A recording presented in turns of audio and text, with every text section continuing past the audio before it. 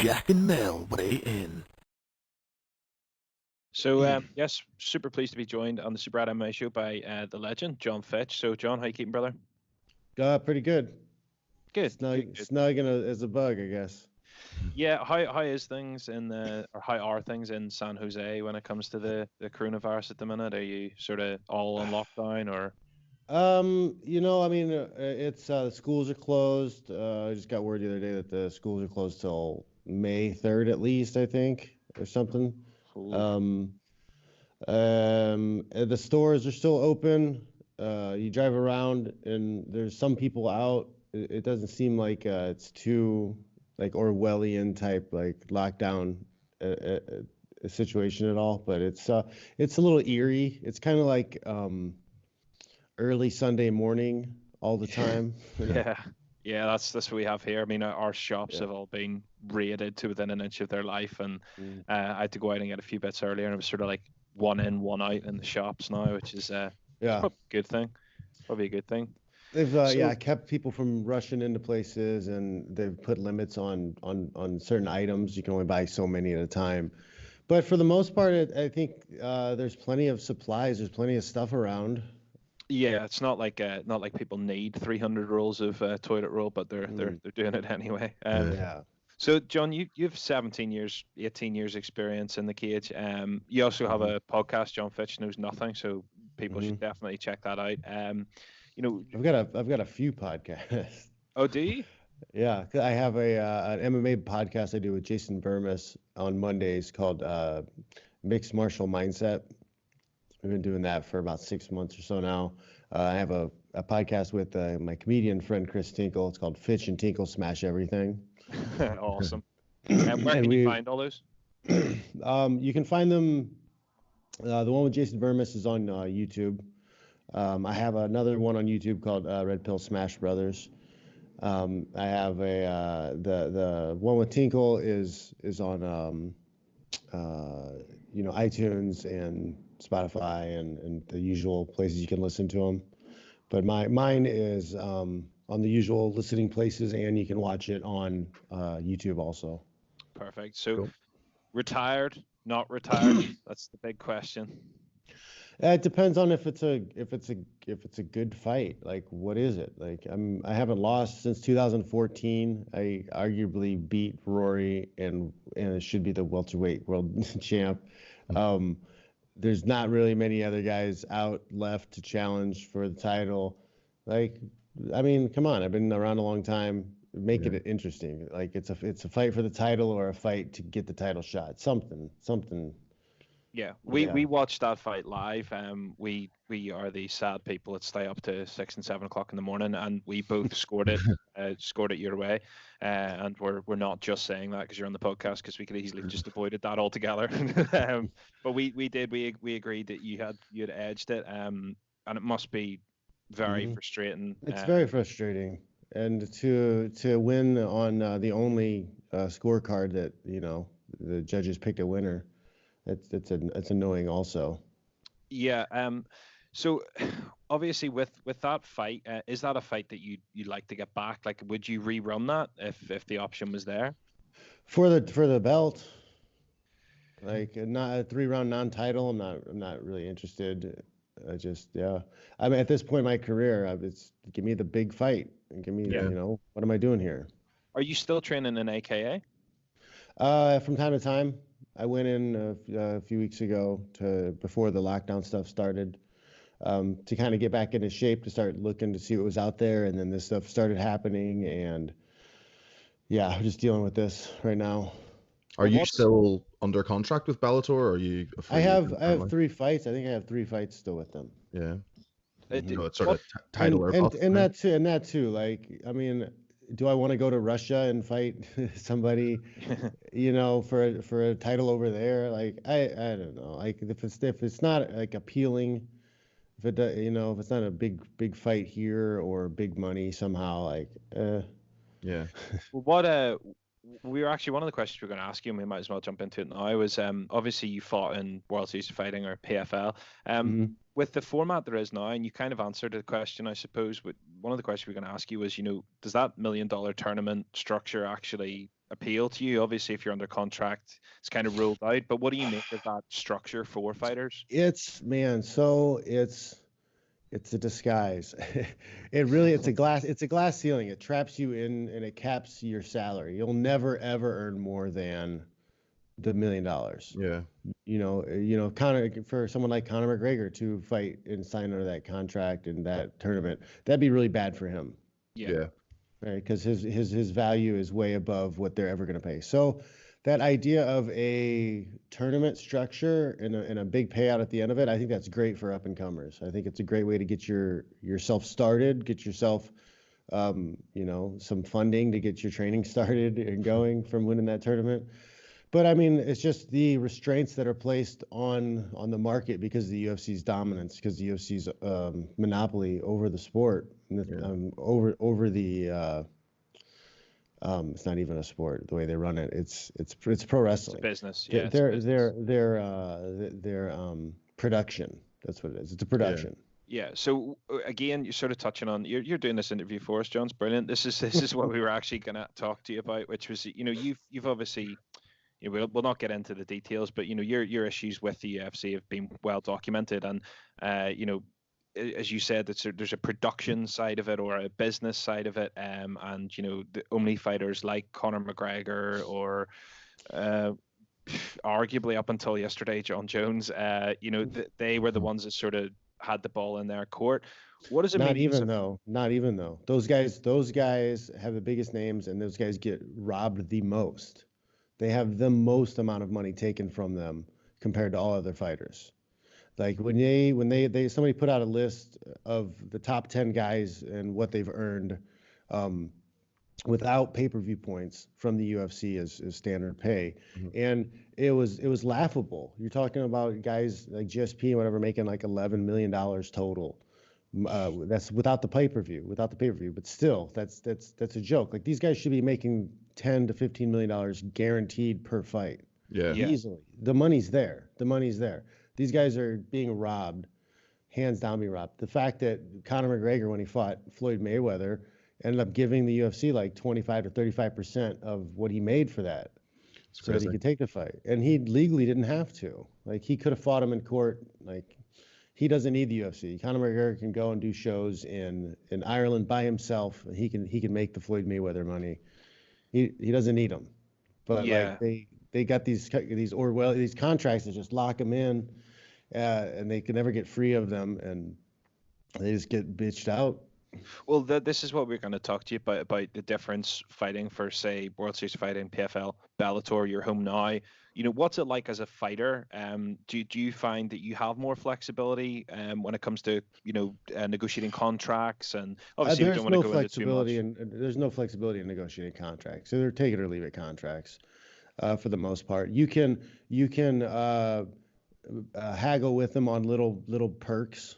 Mm-hmm. Extra airline ticket, an extra room for your fights, some more tickets, stuff like that. But you're not arguing for percentages. You're not getting, I want this piece of the gate. Yeah. That's a real negotiation. That's what would happen in a real sport. Do you think fighters need a union then to help negotiate contracts, or you some can't sort of have collective effort? A union would be with one organization, right? So because it's one business. So you would need an association, and we have a fighters association. It's been around for 10 years, but fighters don't really have the education. They don't know that it exists. They don't know what it could do for them, and your common person doesn't really even know. They say, you should unionize. Well, it's not. Yeah. It's not a union. Like the NFL has a players association. They have an association because it's a group of owners. Mm-hmm. Like each promotion would be equal to an owner in that format. Right. So like the UFC would be like the Dallas Cowboys, and then Bellator would be the San Francisco 49ers. Yeah. In that situation. But like you can't have the Cowboys just form a union within the Cowboys, and then the Cowboys only play themselves for their own title. Yeah. Sure, yeah. And then they lock out, don't they? Like that's happened a number of times with the NHL in particular. They've been rife for it. They've locked out four or five times over the last 15 years. And I suppose that's kind of really where the players can sort of regain some control. It must be frustrating as well. Yeah, it's a battle that goes back and forth between owners and the players. Is lockouts and strikes. I take it it's very frustrating as well, knowing, having been around for so long and seen the evolution of the sport from when it was a fringe sport to now, and knowing the stakes. And I think that's maybe one of the things that perhaps some of the more casual fans perhaps don't realize, is the price that you pay physically, the injuries, the risk of injury, the risk of serious injury. And I suppose that part of, wanting more money is due to what you're literally paying physically. I take it back as far as it's not about wanting more money. I don't just want more money. I want my piece of the percentage. I want a piece of what I'm bringing in. I want to be able to look at the metrics and say, hey, when you put me on this card, you make this much extra money. Like I'm this valuable to you. I can see how valuable I am to you. So I'm going to make you pay me this percentage. Like that's what I want. I want an open market. I want a free market. I want to sink or swim, because as a fighter too, there's a lot of people who might get propped up, who are overpaid, and they don't have a chance to wash out before it's too late and they've invested too much time into the sport. Yeah, one of the things that I remember being a bone of contention for you was Dana White's comments about the style. And if I recall correctly as well, it was he did was it Jake Shields who he then said, he would give a shot to, even though I think you and Jake Shields are very similar stylistically. But the question about the style is, do you find it sort of that you were almost before your time? Because if you look at who people are loving now, it's guys like, and even when you look back at that era, GSP is one of the guys that people still talk about, along with yourself. Khabib now, wrestling now, it's probably bigger than it's ever been. It's my opinion that it's all part of narrative control. Yeah. Okay, so they already had their if it's in a production, they already had their guy as GSP cast. They didn't need another GSP. So when I came up, and I'm similar style, similar white boy, similar background, like we already had that cast. We don't need you. Yeah. If I would have changed into a Colby Covington, they would have pushed me, and I would have been a lot more popular, and they would have praised my style or whatever. But I didn't go down that kind of performance route. I fought them, and I wanted it to be a sport. Yeah. Ended up costing me probably millions of dollars, but like I'd rather be involved in a sport than pro wrestling. Well, I've said for a long time, if you take GSP out of the equation, and still to this day, even if you look at your performance with Roy McDonald, you were arguably one of the best welterweights to ever partake in the sport. And I can completely understand your frustration when it comes to the last fight in particular, because there's almost been a run of bad luck in that regard, between dodgy decisions and sort of, for lack of a better term in this instance, UFC sort of, as you said, casting their roles. With that in mind, obviously you've heard the news about Jon Jones. Is this someone you think the UFC can recast? Or what if you're, as a fighter, do you think that this ties in to should his outside behaviors be factored in, as a fan? I mean, yeah, it's like I don't know. I mean, this is one of those situations where did they help create a monster by protecting him for too long because they could make so much money off of him? Or is it a situation, because like maybe if we had more of a boxing situation where he made more money earlier and he's kind of on his own. Like, I mean, I don't know. Maybe he would have washed out earlier. But man, I don't know. It's hard to wrap your head around to have somebody with that much ability and promise, and just like hire a driver. Everybody's been saying it. Like, cause I was back with when Chuck was around, and Chuck, had a good time, but he always had people around him that he trusted, that there was always somebody sober. Like, I don't think there was ever a time where I was out with Chuck or those guys and they didn't have a sober driver or somebody waiting outside or something ever. And I don't think these were even like paid guys. I think they were just like happy friends to be around or his brother or whatever. Yeah. Like, Yeah, it's just like I don't know. You don't have a crew that can watch over you. Like he's sitting sitting in a car drinking mezcal, shooting his gun in the sky. Oh. It's pretty wild. What's going on in his life? know. I don't know what's going on. I've seen people saying, that he's clearly got addiction issues and whatever. And to me, like, in my opinion, whilst that could well be true, and hopefully the guy deals with that, I think at this stage it's just become a public safety issue, really. Where you can't have. I mean, I think he's used up his goodwill. But anyway, you have a company, the Stones Company, where you like handcraft little stone. Like they're what would the word be? Toke stones, yeah. That's toke awesome. stones. How did you get into that? I'm waiting for the weather to get nice. It's been rainy the last couple of weeks. I was like, oh, I'll get some stones done because it's we're locked down. But it's been raining. You handcraft them yourself, didn't you? Yeah. I carve them myself. I had a old volcano, right? So I use cannabis, right? So I had an old volcano, it fills up the bag with the vapors. I had one of those, and then I was bored when I was living in Vegas, and I decided to build myself like a nice like vaporizer box. So I got this like the home goods store. I got like this like Chinese imitation like box. So I took apart the thing, and I built this, and I got some oak, and I sanded it all down, and I ended up buying a Dremel to sand it, make the edges soft and nice and everything. So I made this like really nice like Chinese box, and it had my volcano in it.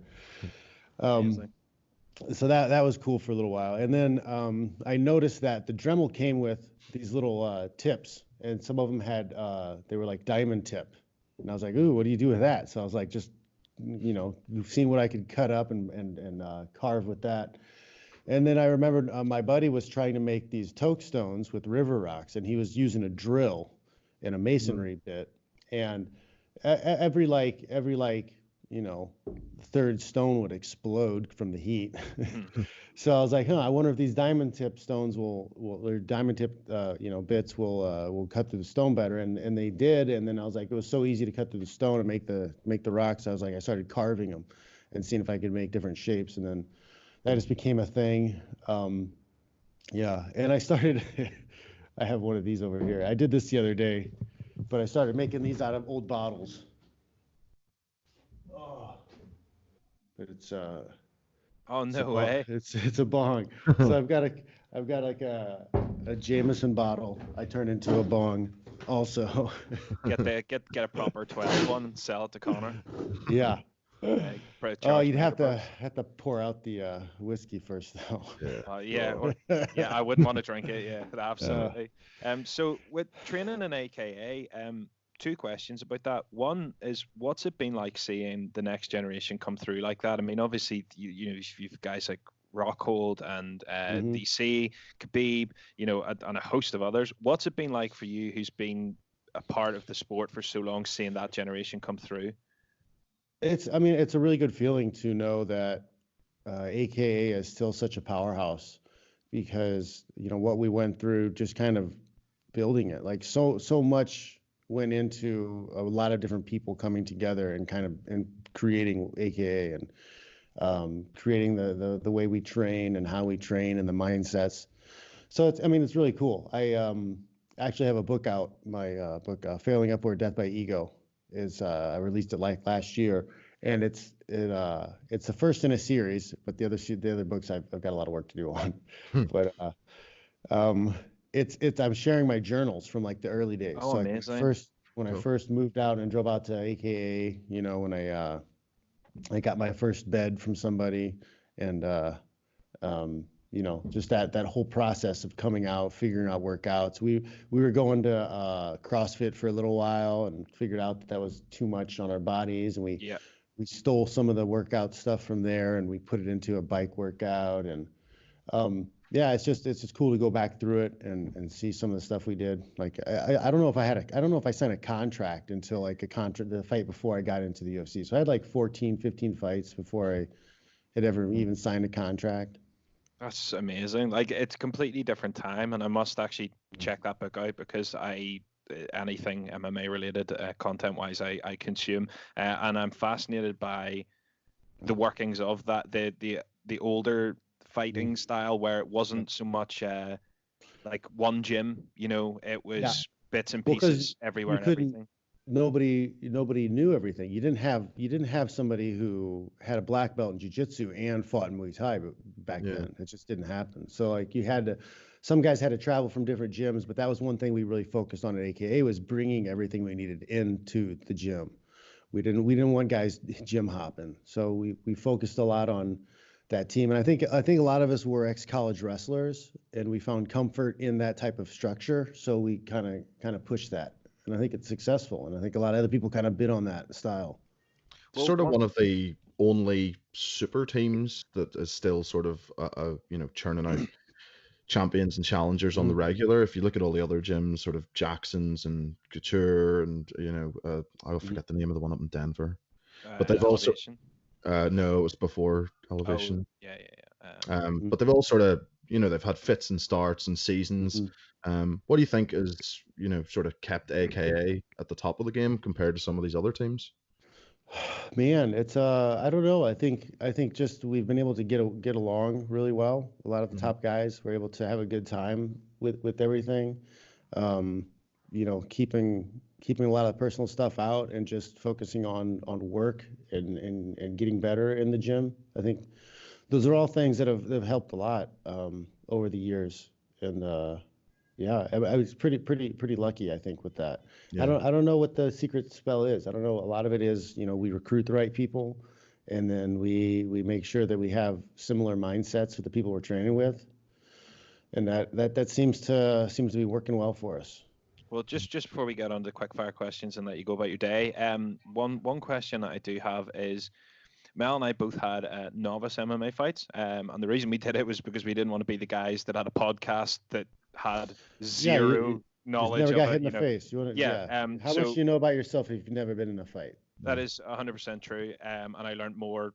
You're right, than I think I ever planned on. But one of the things that we both talked about a lot is the mindset and mental side of things. So, just a quick question on: A, do you have any funny anecdotes or stories about just before you went out or anything like that sticks out from your career? And two, how do you still now keep that mindset sharp where you can still be completely certain that you can beat anybody in the world? So a lot of it is doing the work, right? Confidence comes from doing the work. You've done the work. You're going to be all right. You have to trust in the work you've done. You have to trust in the training, the cardio, the diet. Like you check all the boxes on your list, and that's a huge confidence booster going into things. And then, I've had 42 professional fights, and every single time you're like, what the fuck am I doing? You got your gloves on, you're warming up, and you're just like, what am I doing? Like, what is this? I'm going to go fight somebody in a cage? This is stupid. Why are you doing this? You don't have to do this. You don't have to do this. So my response was normal then? It's 100% normal. And like, that's the thought process. But then you have to you get to the point where you're like, oh, fuck it. We'll see what happens. You're just going to go. I've never jumped out of a plane. I've never gone skydiving. But I'd have to equate, like, I feel like that feeling of getting ready to jump out. I think, when you're ready to walk out the tube and walk out into the crowd and go out into the cage, it's like you're standing on the edge of that. You're about ready to jump out, because it really is. You don't exactly know what's going to happen. You're going to be kind of free falling, and you could end up hitting some branches. Yeah. 100%. That's a good analogy. But I've just always found the mindset fascinating, because I could only imagine how much worse it would be at the higher levels where, you're standing across the cage and being like, that's George St. Pierre standing literally 10 feet in front of me. Not even that. It's not even that's what you think. You're thinking about, because the way they do the money, the way they fuck with your finances, the way they control your finances. Your thought is, I can't just walk away with half. I gotta win all this. I gotta win everything, and then I gotta get to the next fight. I can't get injured, because like part of with how they pay you, it's like you're broke by the time you get to your next fight. So it's like if you only make half, oh shit, that's going to be really tight getting to the next fight. And then if you lose and you get hurt, well, shit, now you've got to make that half the money last twice as long so you can get back into another fight. Yeah. Yeah. And if you let too much of that thought creep into your head, that's definitely going to be a problem. 100%. Well, really appreciate you taking the time. We're just going to ask you a couple of quick fire questions and then let you get on the way. So, Jon, Street Fighter, Tekken, or Mortal Kombat?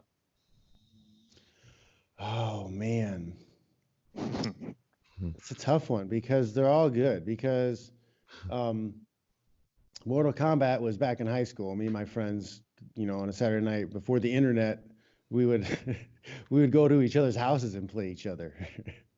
So I have a lot of fond memories of Mortal Kombat. Tekken was college, so there was a lot of drinking and thick girls running around. So I've got a lot of good Tekken memories also.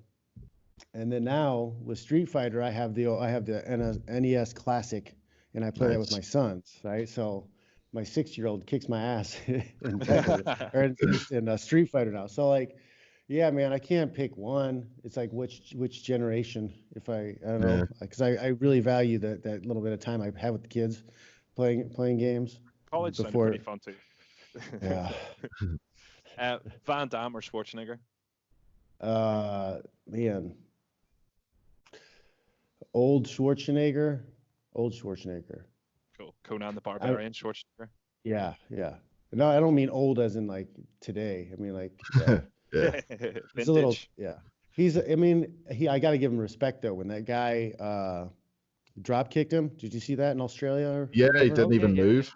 Yeah, he didn't even move. Like the guy jumped from like the foul line. It drop kicked him, and he barely nudged him. Pineapple on pizza, hell yes or hell no? Depends on how much weed I've smoked. That's a good answer. We can tell you Curtis Blade said hell no, man, that'll get you put in purgatory, but he's from Chicago, so you got to expect that. Who was your toughest opponent? GSP, I'd say. Nice guy though. Apparently everybody's just like the nicest guy in the world. Yeah, a good person. I like him. I got nothing bad to say about him. I wish I would have gotten a second chance. As well, that was my next question. Any dream fight which never materialized, or one you sort of wish you had had? No, the rematch with GSP, and then I wish I could have fought Maia again because I was super sick when I fought him. Okay. What do you think you would have done differently or could have done differently if you were to fight GSP? Obviously, the elite mindset is that you can always win, but is there anything in particular you feel like you could have done differently? My head was in the right place strategy wise for that fight because he had lost to Matt Serra like 2 fights prior to that, I think. So he had just gotten knocked out, right? He just gotten hit with something. So my line of thinking was his chin's gone. If I can just land one good one, that'll win the fight. So a lot of that fight was me focused on landing one big punch rather than me working inside and trying to get a takedown. I wasn't really takedown oriented for that fight at all. So you hadn't been drilling as much wrestling, essentially? I had, but when you're going through it in your head over and over and over again, like you can mentally drill as effectively as actually drilling it. So like if you're running through a process in your head over and over and over again, like your neurons will fire the similar way, and you can get better at that skill. So you're thinking about doing that too much, you might get stuck in that mindset, stuck in that flow. If you could have any superpower, what you gonna go for? Any superpower? Man, I would just make money up here. That'd be pretty handy. Because that would take care of any other problem. I could well, that's true. I could pay for security. I could pay for. True. What is your dream fight of any era? So if you could fight any opponent from any era, or is it still just the GSP rematch? I mean, yeah, because I think that's. I think he's the best. Yeah. I think he's been the best there is. You Do you know, think he would beat the current top UFC welterweights, Usman yeah, and Covington?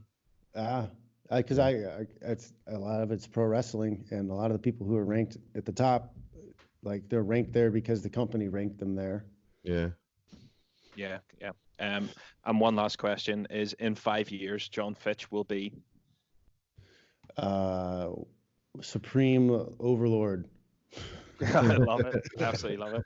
Jon, thank you very much for taking the time to join us today. Sorry we kept you for so long. You're welcome back anytime. We'd love to have you on again sometime, man. Oh, for sure, man. It's good talking. Yep. Peace and look after yourself. Stay safe. All right, check you later. Thanks very much, man. Take care.